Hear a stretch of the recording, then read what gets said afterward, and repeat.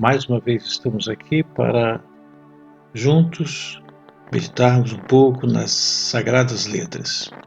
Eu gostaria, nesta oportunidade, dar sequência à palavra que foi ministrada no vídeo passado, na última apresentação. Eu gostaria de falar neste momento sobre saindo da caverna do medo para uma vida vitoriosa. Eu gostaria que você acompanhasse essa leitura e depois ficasse atento naquilo que a gente vai trazer ao seu coração. Mas antes de eu ler este texto, está no primeiro livro de Reis, capítulo 18, até o versículo do 17 até o 24. Mas só para você ficar sintonizado e saber que a palavra de Deus, ela é a fonte da vida que você e eu buscamos ter. É a água que jorra. E essa água que jorra, a palavra de Deus, ela precisa jorrar dentro. A água que é aproveitada é aquela que é guardada e não aquela que é lançada fora. A palavra de Deus, quando ela não entra, ela não jorra dentro. Então ela não tem nenhuma utilidade para mim, porque eu não tenho essa água. Para que ela seja útil, para que ela seja eficaz, eu preciso que esta água venha até dentro de mim. E a palavra de Deus, ela é água. Ela é uma fonte cristalina. Mas vamos ao texto. E sucedeu que, vendo Acabe a Elias, disse-lhe: És tu o perturbador de Israel? Então disse ele, Elias disse, respondendo: Eu não tenho perturbado Israel, mas tu e a tua casa de teu pai, por deixastes os mandamentos do Senhor e seguistes a Balaim. Aqui há uma narrativa de um rei chamado Acabe, que estava distante de Deus, e tanto ele quanto a sua mulher Jezabel sentiam-se incomodados com a presença de Elias, que era profeta de Deus.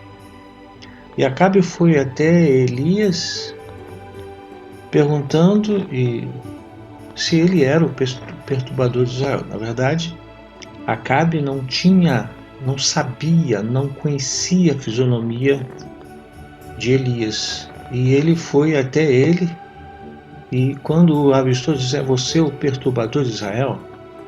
Então Elias prontamente respondeu, dizendo: Não, eu não sou perturbador de Israel. Vocês são perturbadores de Israel, porque vocês se afastaram de Deus e estão seguindo a Balaim. Então esse é o primeiro embate entre Elias e Acabe. Versículo 19 diz assim: Agora, pois, manda reunir-se a mim todo Israel no Monte Carmelo. Aí disse Elias já aquecido por esta palavra, como também os 450 profetas de Baal e os 400 profetas de Azerá, que comem da mesa de Jezabel.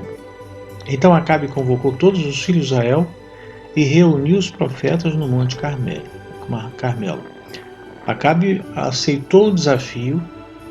Ele estava tão convicto de que ele seria bem sucedido, juntamente com os 450 profetas de Baal e os 400 profetas de Azerá, que ele convocou e mandou reunir todo o povo de Israel para verem o que ia acontecer, mas na certeza de que ele seria vitorioso através dos seus profetas. Então Elias se chegou a todo o povo, quando o povo se reuniu, e disse: Até quando cocheareis entre dois pensamentos? Se o Senhor é Deus, segui-o. E Sibaal seguiu, porém o povo nada lhe respondeu.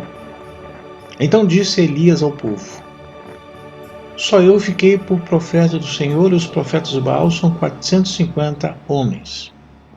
Aí veio o primeiro equívoco de Elias. Elias chegou à conclusão que ele era o único que havia restado dos profetas do Senhor, e ele estava diante de 450 profetas de Baal e 400 profetas de Azerá. Mas ele, nessa impulsão e na responsabilidade por achar que era o único que havia restado, ele prosseguiu dizendo: Deixe-nos, pois 2 bezerros, e eles escolheram para si um dos bezerros e o dividam. E eles escolhem para si um dos bezerros e o dividam em pedaços e o ponham sobre a lenha, porém não se coloque em fogo. E eu prepararei outro bezerro e porei sobre a lenha, e não lhe colocarei fogo. Então ele completou, que é o último verso que eu vou ler agora, a princípio. Então invocai o nome do vosso Deus, e eu invocarei o nome do Senhor. E há de ser que o Deus que responder por meio do fogo será Deus. Esse será Deus. E todo o povo respondeu dizendo: é boa esta palavra. Eu não quero me prender ao episódio em si, mas esses profetas prepararam o bezerro, cortou, despedaçou, colocou, fez lá o altar e começaram a clamar, pedir aos deuses, só que não houve resposta. O bezerro estava lá, o fogo não se manifestou, eles se retalharam, se cortaram, fizeram de tudo, passaram várias horas sem obter resposta. Depois chegou a vez de Elias.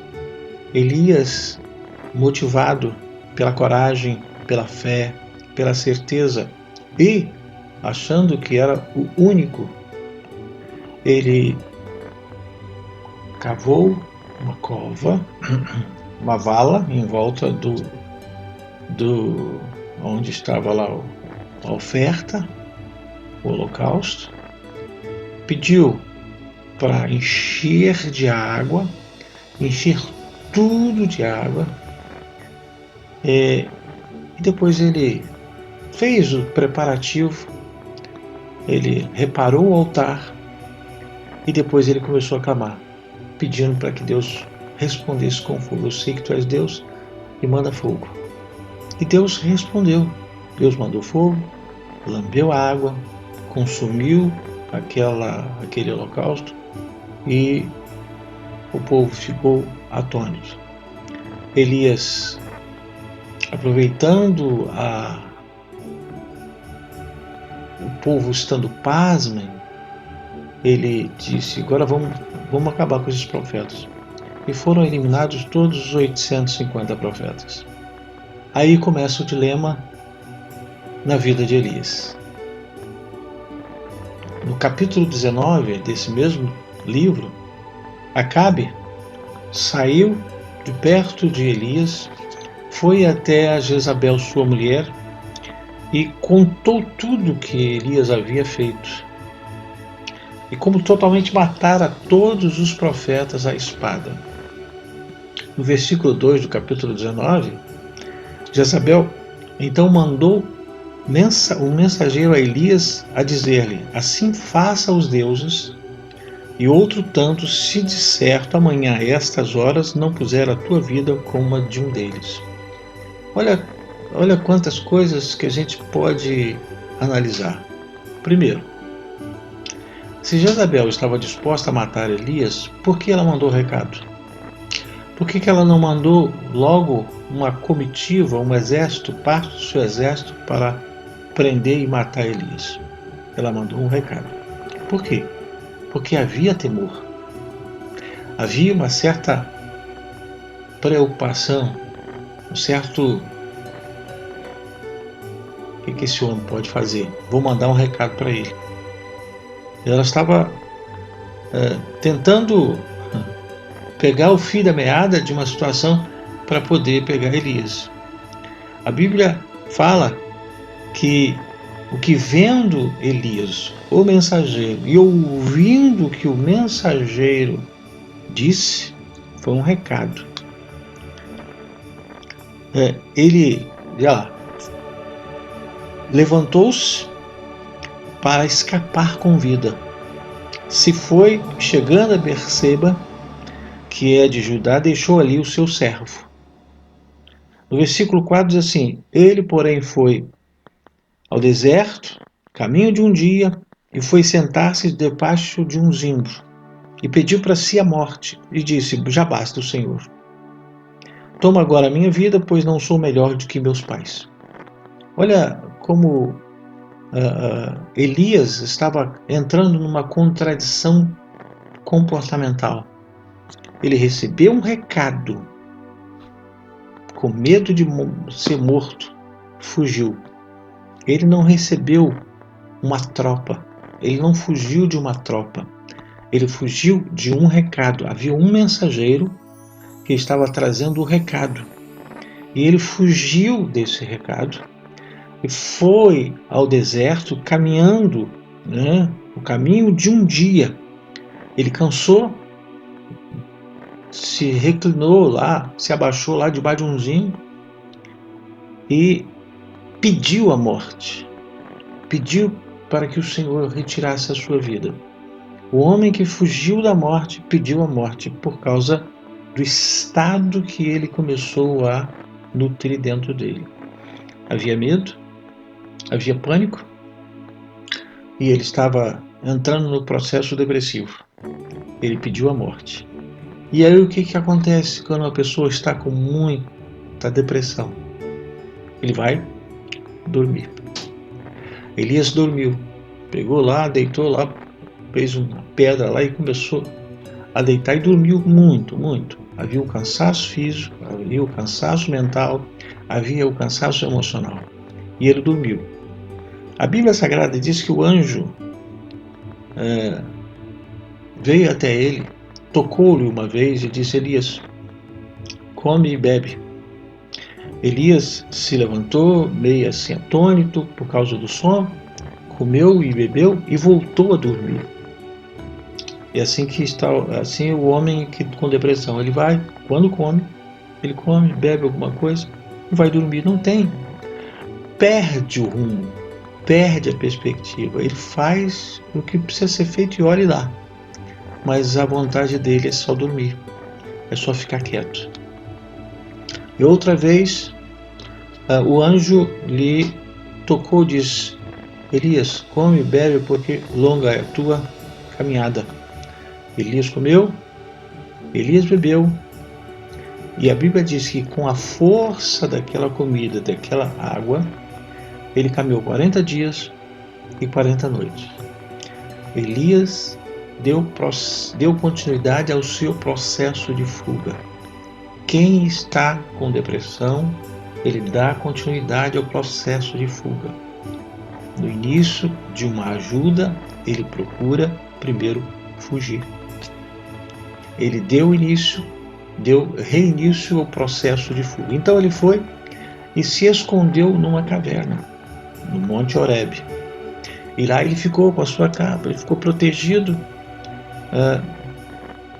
achando ele que seria a única e a mais sensata solução, fugir para a caverna. Assim é o homem, a mulher com depressão. Ela acha mais sensato ficar sozinha. Acha mais sensato ir para a caverna do medo. Acha mais sensato se esconder. Acha mais sensato evitar. Porque diz: vai que eu morra. Alguém vai precisar de mim. Então a pessoa se esconde. E ali entrou numa caverna, no capítulo 19, versículo 9, desse mesmo livro de Reis, o primeiro livro, diz assim: e ele entrou na caverna e ali passou a noite. Eis que a palavra do Senhor veio a Elias e lhe disse: que fazes aqui, Elias? A pessoa está dando uma caverna. É uma caverna escura, devia estar com uma fogueirazinha, e ouviu uma voz: que fazes aqui, Elias? Só que Elias, ele não se amedrontou, porque ele já conhecia a voz de Deus.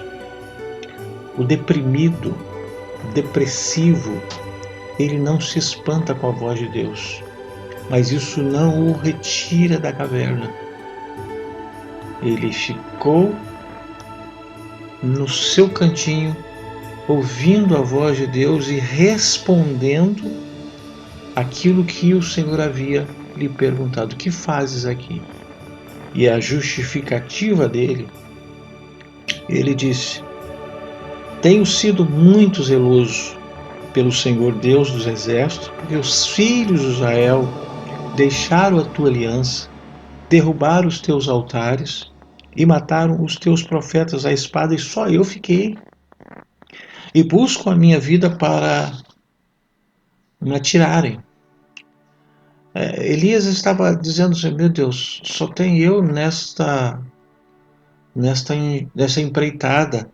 Os profetas todos foram mortos, todos se curvaram, e só eu sobrei. E eu, para preservar a minha vida, que ele pediu que tirasse, ele foi para a caverna e ali ficou escondido. Não sei quantos dias, não sei quantas horas, mas Elias ficou escondido naquela caverna. E Deus lhe disse: sai para fora desta caverna e põe-te neste monte perante o Senhor. E Elias não se moveu. Eis que passava o Senhor, como também um grande e forte vento que fendia os montes e quebrava as penhas diante do Senhor. Porém, o Senhor não estava no vento, não havia a voz de Deus. Depois do vento, um terremoto também, o Senhor não estava no terremoto. E depois do terremoto, um fogo, porém, também o Senhor não estava no fogo.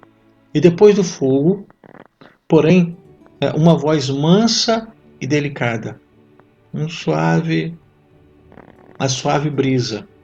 E sucedeu que, ouvindo Elias, envolveu seu rosto na sua capa e saiu para fora e pôs-se à entrada da caverna, e eis que veio a mesma voz que lhe voltou a lhe dizer: que fazes aqui, Elias? Ei, eu vou prosseguir, mas antes eu pergunto: aquele que está com depressão, aquele que está com angústia, aquele que está com síndrome do pânico, se você ouve uma pergunta: o que você está fazendo aqui? Ele diz: não sei. Eu não sei o que eu estou fazendo aqui. Eu me acho uma pessoa insignificante, eu não sei porque eu estou vivendo. Elias, ele estava declarando que ele era o único que havia restado, mas ele não tinha explicação por que ele continuava vivo. Ele estava escondido, ele estava fugindo, ele havia pedido a morte. E quando essa voz lhe perguntou, Deus perguntou para ele: o que fazes aqui, Elias? E ele disse, lá no versículo 14, ele disse: eu tenho sido extremo zeloso pelo Senhor dos exércitos, Deus dos exércitos, porque os filhos de Israel deixaram a tua aliança, derrubaram os teus altares e mataram os teus profetas à espada. E só eu fiquei e busco a minha vida para me tirar esta vida. E eu estou sendo zeloso, eu estou fugindo por zelo. Ninguém foge por zelo, foge por medo. Ele quer preservar a sua vida, mas não vendo sentido para a vida. Qual é o sentido da vida dentro de uma caverna? O que uma pessoa pode fazer dentro de uma caverna? Escura.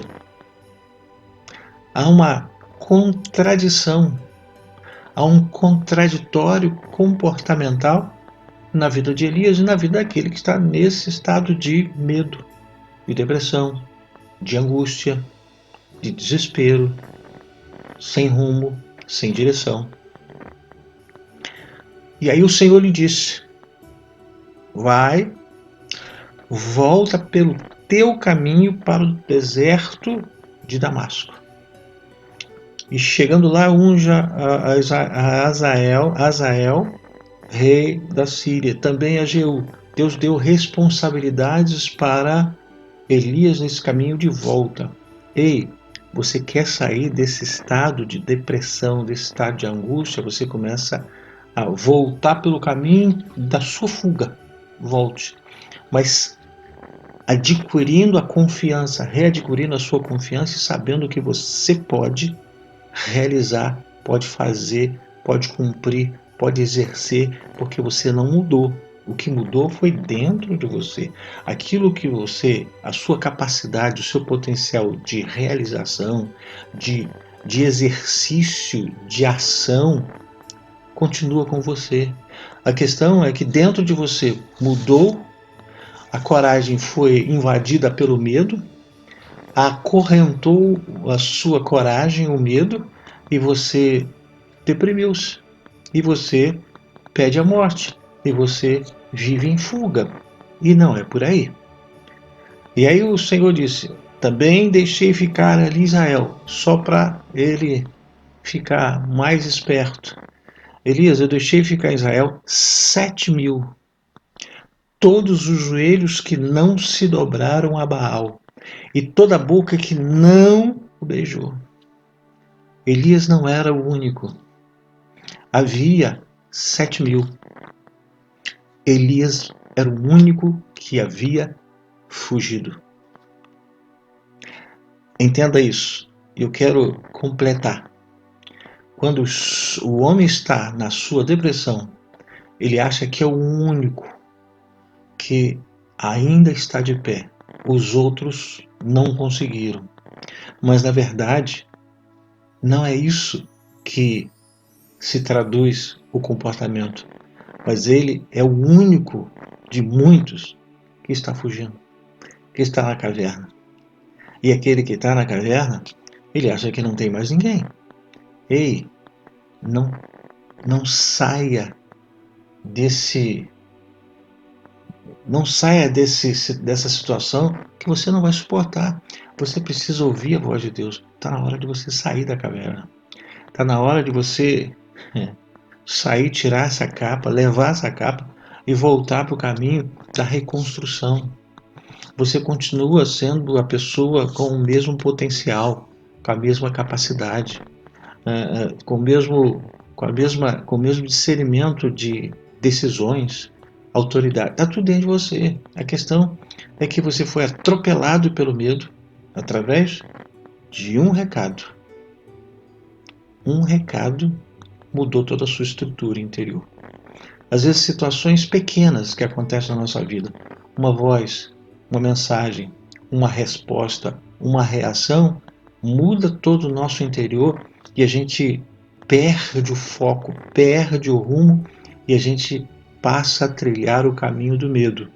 E o caminho do medo, primeiro, deserto. Segundo, caverna. Terceiro, pedido de morte.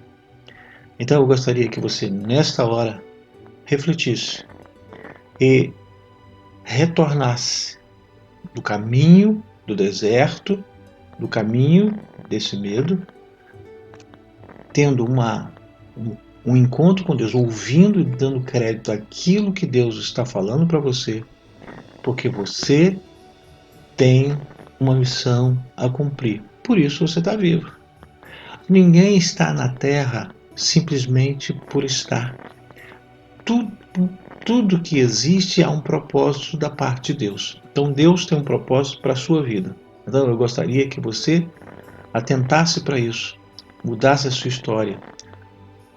Deus tratou de Elias.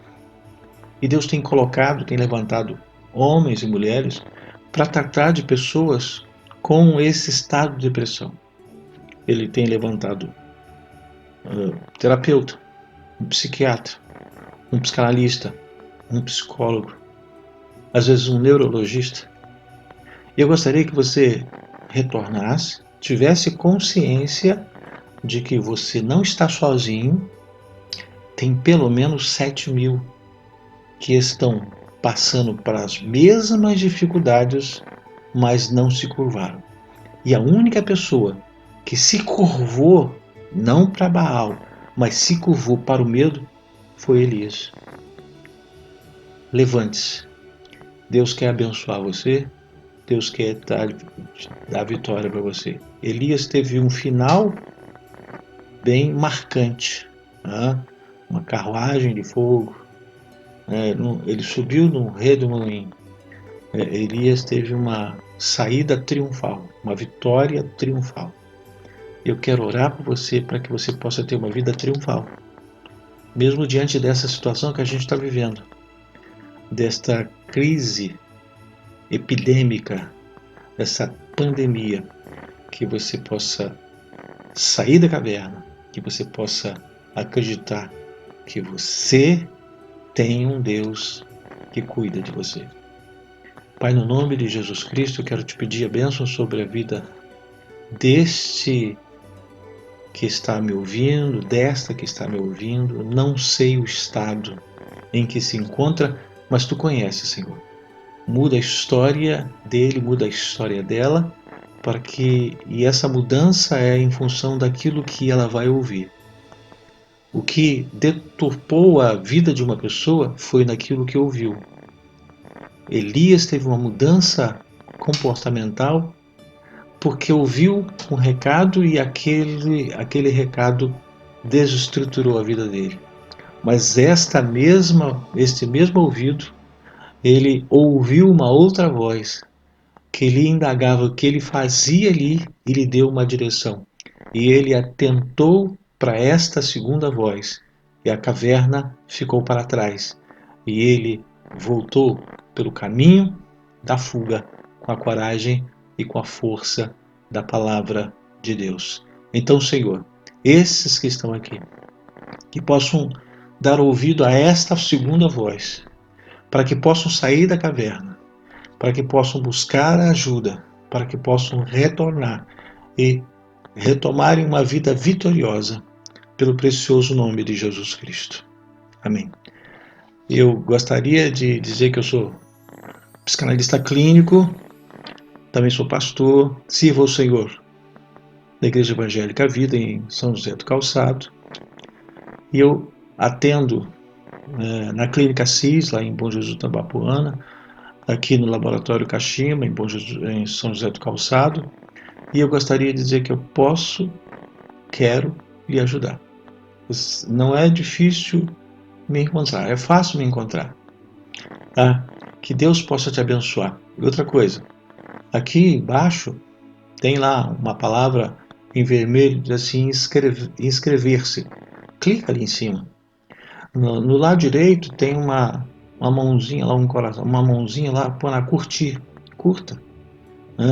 Quanto mais inscrições nós tivermos, mais facilidade, mais probabilidades teremos de viver e de apresentar a você algo novo. Deus te abençoe, rica, poderosa e abundantemente. Até a próxima.